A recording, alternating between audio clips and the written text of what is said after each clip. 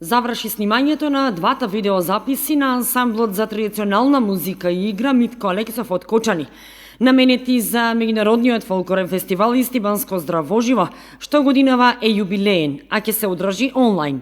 Членовите на ансамблот начело со раководителите Ристе Ѓоргиев и Ана Николова одлучија да снимаат два различни видеозаписи, преку нив представувајќи ја селската и градската традиција на Македонија.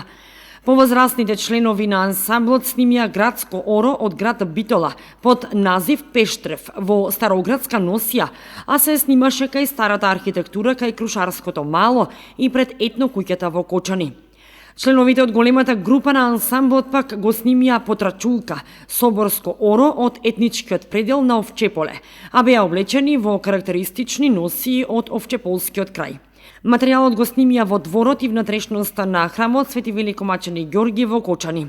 Целиот материјал се снимаше и со дрон од страна на Signius Production и Media во изведба на оркестерот на ансамблот Митко Алексов. Снимените материјали ќе бидат испратени до раководниот кадар на фолклорниот ансамбл Китка, кој е организатор на фестивалот заради одржување на истиот.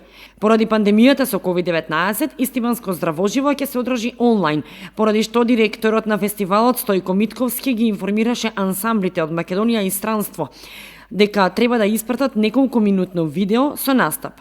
Фестивалот ќе се одржи од 11 до 17 септември онлайн, а до сега има голема заинтересираност за учество, вели раководителот Митковски, кој истакна дека ова издание е посебно, бидејќи е јубилејно и се одбележуваат два значајни јубилеи: 45 години од формирањето на ансамблот Китка од Истибања и 35-то издание на меѓународниот фолклорен фестивал Истибанско здравоживо.